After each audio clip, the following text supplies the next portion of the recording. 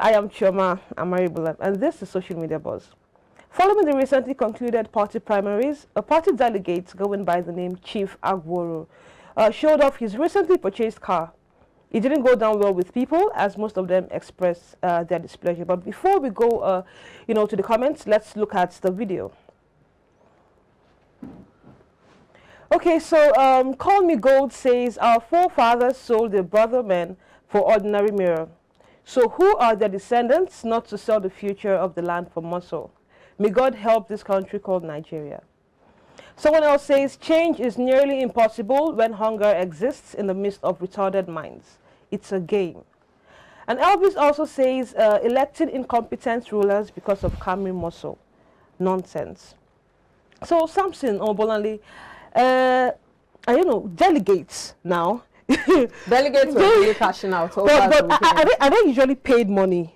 I want to know if they're usually paid money. Like, is that a question? You didn't see what happened at the PDP primaries where they were exchanging, not even naira or dollars, like good cheddars for them to vote for. Wow. It's a really sad situation. And that was what made me ask the question. When people were saying the elections were free and fair, I was like, so vote buying is no longer an offense in elections now in Nigeria. Now, we describe any election that doesn't have violence as free and fair. What about vote buying? Is a vote buying an offense anymore? Now, you should understand that within the Nigerian political landscape, when you say an election is free and fair, it means that, ballot boxes were not snatched, there was no vote rigging and all of that. Okay, so now we should have our own definition of free and fair. It's not the generally accepted definition. As I said, it's the socio-political landscape. It's the reality of Nigeria, socio-political now. Now, the place of sounds like you're just trying to normalize. I'm not normalizing anything. What you should understand is when you have INEC officials supervise polling units of votes generally, what they look out is, okay, the counting, the sorting, is it transparent and all of that? Are there issues of violence? If you don't have any of that, it's free and fair. What happens behind the scenes has to do with the party. Again, I'm not saying vote buying is the way to go, but we have to be realistic about what we face as a people or as a nation. Our electoral process includes vote buying. We cannot deny it. Is it right? Nope. But is that the reality on ground? Yes. Now, when you talk about delegates, again, was the election that brought in Article free and fair? It was. We didn't see any violence. We didn't see any, sorting or ballot snatching and all of that. But the vote buying of a thing was prevalent. You had delegates, who had to be sorted so as to vote for a particular candidate. But that's wrong. Exactly, and that's not okay with the fact that we are now. Once you find out that such is going on, you should bring those people to justice. No one has regularized or made it a norm that vote buying is ideal. What we're saying is when you say an election is free and fair, it boils down to within the scope of Nigerian politics. Again, do not forget that's the premise, within the scope of Nigerian politics. We cannot deny the fact that even before, okay, when you have politicians campaign and they bring your 5 derricks of rice and all of that, is that not part of vote buying? Again, these are the issues. Now, if such a politician now wins an election that is violence-free, no thugs, no ballot snatching, nothing, no, as we say, that's the point. That's how it's stamped free and fair. All right. Wow. Nigerian politics. Exactly. Now everyone wants to be a delegate. You had your Hope 93, which is deemed as the best or the freest and fairest election in Nigeria. The one MKO, was supposed to win. Now, that election, are you telling me that we didn't have issues of vote buying here and there?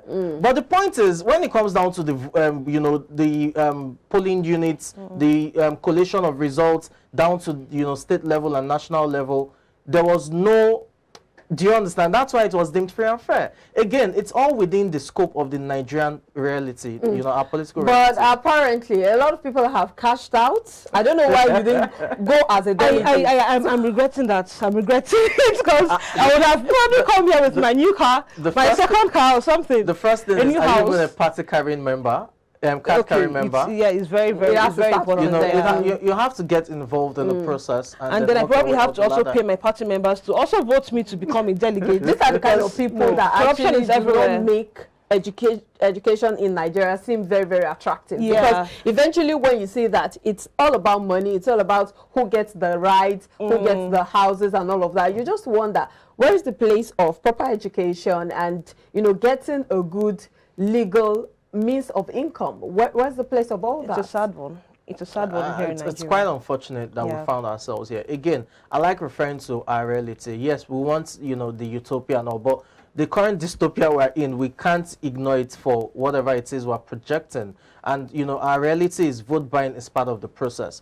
We need to address it, we need to correct it, but we can't deny that it's part of our process right now. We just need the players to do better and people to also understand that it goes beyond, you know, whatever amount of money or, you know, cups of rice or whatever that we need to put in people in place. But that's usually the logic, because what these politicians do is impoverish the people. You know that the people do not have the capacity to make the money you're dangling in front of them. So you dangle the carrot little. So again, that's as the I said, it's situation. our political reality and we can't run away from it. These practices are wrong, and we hope that, you know, there's a stop. They put a stop to this. Yeah. Moving forward, the hashtag Lionheart has been trending as Kunle Adeyanju arrived Lagos from London yesterday on his motorbike. The adventurous Rotarian and Nigerian embarked on his incredible journey as part of his End Polio campaign. He planned to complete the journey in 25 days, the distance being 12,000 kilometers, but he spent 39 days instead of 25 days. He began his journey in London on April 19th. He got to France and Spain, then crossed into Morocco and visited Casablanca. He also passed through Mauritania and St. Louis, Dakar, Mali, Bamako, Burkina Faso, Cote d'Ivoire, Accra, Lomé, Benin, before getting to Lagos. He got to Lagos yesterday, 29th. Congratulations kept rolling in as bikers, social media followers, and people who have been following his journey trooped out to welcome him back to his home country. Just taking one tweet for the sake of time, at Barrister MKO says, "You are welcome, sir. I really cherish the courage for the fight to end polio. Hashtag end polio." You know, he did this just to create awareness, for end polio, But I feel he could have I found somewhere else to, you know, create funds or generate funds for adventure is the most important part. You remember there was someone who rode from one place, Abuja to Lagos for President Buhari. Then he wasn't president yet. It trekked, right? So a lot of people find different ways to. There's one other man, Ajala the Traveler. I don't know if you've heard of him. I think he did it like in the 1950s or so. He traveled. He toured through 87 countries. You know, from US to Egypt to, you know, soaring on his bicycle. It was a bicycle he used now, not even a motorbike. A bicycle. That must have been really stressful. Wow. And it took him a lot of time. Yes, I mean, for courses, you know, you have people go through such, you know, long distances just to, you know, create awareness. Again, yes, he could have stayed back in London and, you know, try to generate the awareness from social media and what have you. But sometimes the adventure also counts. Just a few months back, you had an 11-year-old boy who also walked all the way from Ireland to, you know, England, Old Trafford. He's a Manchester United fan. Just also raise, you know, funds for, you know, a cause. Again, people embark on. So was he able to raise the funds? Yes, it did. It did. Because eventually the end has to justify the exactly. It was great. You know, he met with Manchester United legend Sir Alex Ferguson. Met with some players. Everyone, you know, celebrated and congratulated him for what he did. It's amazing. The same thing Kunle Adeyanju has done in terms of trying to, you know, bring awareness about polio and all of that. There's also the place of adventure. You know, he probably visited countries he had never been to before. And you have to also credit him that he's really fit. I mean, you're riding a power bike, you're spending hours on the road. It could be 9 hours straight before you now get some rest. It's something that you also, you know. Everything. And what's the name of that lady that a lot of people were? I didn't get her name, but he helped her, you know, get, or rather she helped him, you know, at the borders.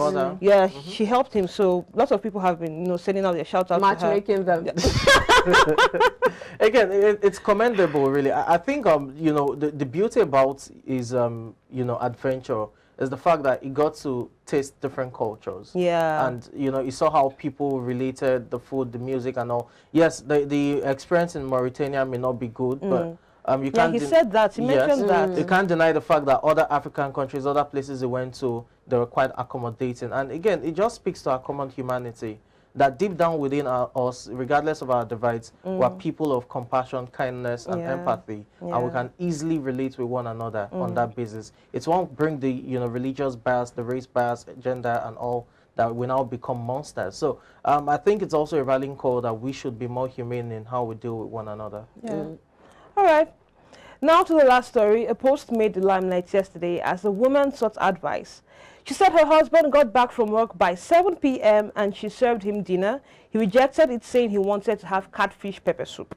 She explained to him that she returned from work not long ago and was tired and unprepared to begin making the meal, but she would make it the next day. He took out his phone, called another girl who eagerly jumped on the offer to make him the pepper soup. Her husband, calling her lazy, drove off to the other lady's house, and now she's asking if what she did was wrong. Well, so many people are saying that so many people had so many things to say. Let's just take a look at a few quick tweets here. So the educated comedian says, outside did that one eye. Not scope to go mix inside chick in the do so. If not, why was he coming? While he was coming home, he should have bought the catfish for the wife to prepare, and he can even assist her while preparing it, since now doctor prescription that cannot wait till tomorrow. Now, Omagege says, marriages where the Holy Spirit does not lead will always end in tears for both parties. There is no fear of God in that man's heart. For the woman, if you know your man and what makes him tick, do it as long as it's within your power. No excuses. Sacrifice goes both ways. Now, King also says, Madam, don't worry. When he gets home, you pick your phone too and call a man. Tell him you are very hungry and tired. Then let the man reply, oh, come over. I already made food for you. Then dress up and leave too. Some men don't actually deserve a faithful woman. It's a really very sad situation, because I'm wondering, that man is an unfaithful man. Yes, he was just looking for an excuse. He was looking for an excuse. And the funniest thing is, he could have gone to the side chick's house without he could have gone straight from work, pepper soup, catfish pepper soup. Trying to stress the woman. That kind of man is Samson, you're a man. Samson, what would you do? Yeah, you're a man. So what should you do instead of this whole drama? No, you're being sexist in that sense. But here it is, on the more serious note, though. I think what he did is ridiculous. It's one thing to, crave for a particular meal. Yeah. It's another thing for you to try get it the right way.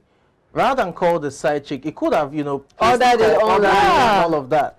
Like there are several ways to even get it. There are several ways. What's special about catfish? There are various bars and lounges that operate at night, and the pepper soup is one of their prominent meals or dishes that they sell. So why not go get it from there? Why go to the ladies' place and all? As Bola said, it's just the means to get out of the house. I just feel sad for the woman, because she's married to him, and she can't just probably up has and kids leave. as well. Exactly, and this is not even a strong reason to just say, oh, I'm tired of this marriage. This is it's well, over. But it's very obvious that he's cheating. Actually, he's not hiding it anymore. So don't you think it's enough? It's enough to leave the scripture is clear on faithfulness.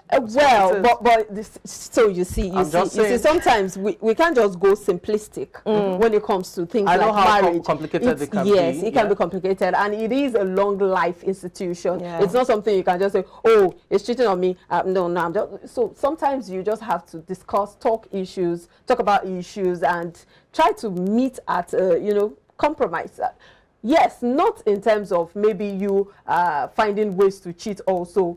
This kind of situation is something I feel that both of them need to talk about. It's obvious that he has been cheating, and then he had to go that dirty, smelling route. And he's not hiding it. And it's a different thing if he was actually sorry about it. But no, he's not even hiding it. The boldness to even tell her that, or to even pick up the phone and call someone, it means someone else had been there. Yes. Even before that day. So I think it's something they should discuss. Maybe visit a counselor, talk things out. That man is not ready. I don't think that man is ready. And you also have to look at it this way. Is it just over, prepare me a catfish pepper soup? Oh, I can't, I'm tired. Has there been she had already made his dinner. No, she had already served him dinner, you understand? So asking her to go back to the kitchen to make another meal entirely from scratch.